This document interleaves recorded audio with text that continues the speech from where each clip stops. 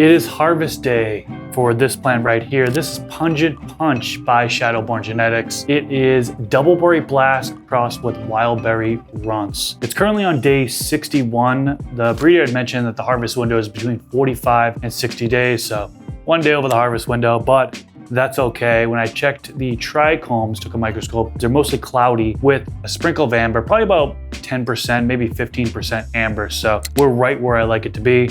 Today I'm gonna harvest this plant. I've got some things here. I've got some gloves. I have a trim tray on hand, some trimmers. I have 2 trimmers and 1 set of shears, which the shears are really good for cutting at the stalk, which I'm not sure if I'm gonna be doing that. I'm probably just gonna cut the individual branches this time around. And I have the bowl trimmer. So not actually gonna run things through the bowl trimmer this time around. I like to wait until the plant is dry. So it'll go through the drying process. Then I'll put it through the bowl trimmer for a dry trim. I want to give a shout out to AC Infinity for sponsoring this video. You saw that I'm using their trim tray, trimmers, they have drying racks, and their bowl trimmer, which I'm a big fan of. People say that knocks off the trichomes and stuff like that. It saves a ton of time, and I don't personally notice any reduction in potency. They hook up my viewers with a discount code. You can use code MrGrow@15. That code works on both Amazon as well as a website. So as we go throughout this harvest process, I'll talk about different things within the grow, lighting, environment, nutrition, all those things I'll go over as I'm harvesting this plant. What do I want to tackle this? I guess I'm gonna tackle some of this stuff that is bending over quite a bit. Got a little container here, which I will be able to put the large fan leaves into. I'm not gonna do a full trim. This is good enough here.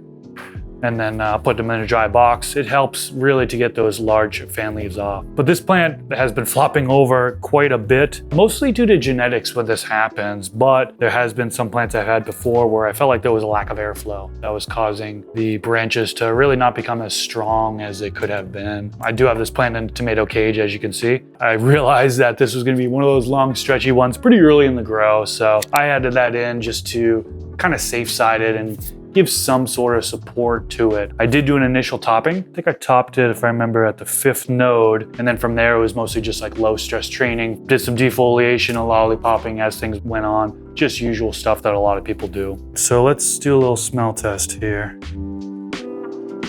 Ooh, strong fruit punch. Very strong fruit punch with fuel on the front end. Ooh. Ooh, I love that. I like that a lot. And a little kick of floral on the back end. Beautiful. Oh my gosh, look at this.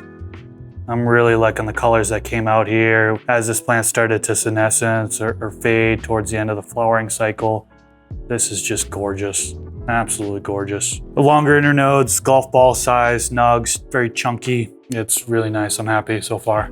As for lighting, they had the Evo 3 LED grow light over this plant. 900 ppfd is typically what I was aiming for. Now I know some people will reduce that towards the end of flowering. I didn't. I just went straight 900 ppfd throughout the entire flowering phase. It was on a 12-12 light cycle, so I can put the DLI on the screen right now so you can see how much light it was getting per day. But I would love to know in the comment section below, do you dim down the lights prior to harvest, a week or 2 weeks prior to harvest?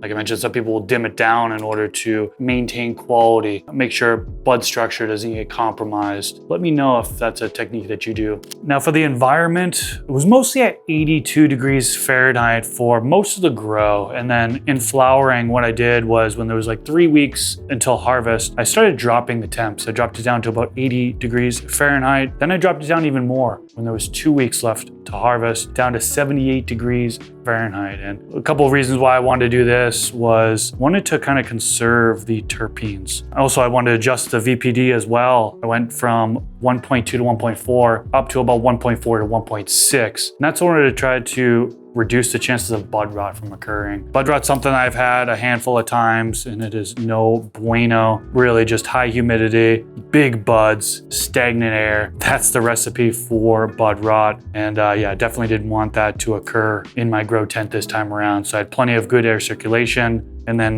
lower the relative humidity, which would actually be an increased number in the VPD. Talking about the soil, we have bioflower soil in a 5-gallon grow pot. So really like in the soil, a lot of aeration in the soil. It's mostly cocoa, but there is some peat in there as well. Comes with a bunch of nutrition, but of course, eventually that nutrition will deplete. And what I've been doing for feedings is Athena nutrients. Started, actually most of the grow went with a half dose. Now this was on a tray to grow, so I was doing no runoff. I know a lot of people, when they use Athena, they will do like 10% runoff, 15% runoff. With the auto pots, the tray to grow in particular, you don't really have that ability to run water through the medium or run nutrient solution through the medium and have some sort of runoff. It's a wick system to where it will wick upward into the pot. And yeah, you can get salt buildup. I didn't have any salt buildup this time around, but I think it's because I was running a reduced dosage. You know, half dose is most of the time. As we got towards the end of flowering, I did up it to 3/4 of a dose. I think I did one feeding where it was 3/4 a dose.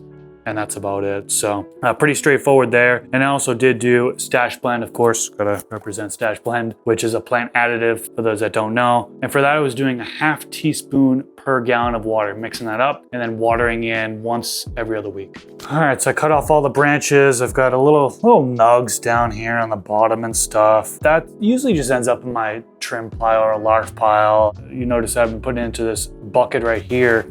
All this is actually going to be collected and put into my compost pile. Actually, we got a nug that fell on the floor. Wonder if I should keep this or what? Would you keep it or would you toss it? Let me know. But anyways, going to just ravel this all up, put it into the bucket. I'll slim this down, you know, and I'm going to slim this down right now. We're going to cut this all the way down at the base. And then, yeah, this is just going to, these actually nugs are kind of dense here for the bottom here. So I'm going to pick these off and actually keep them. Might actually turn into something. But I'm gonna finish up here. We'll get this bucket over to the compost pile.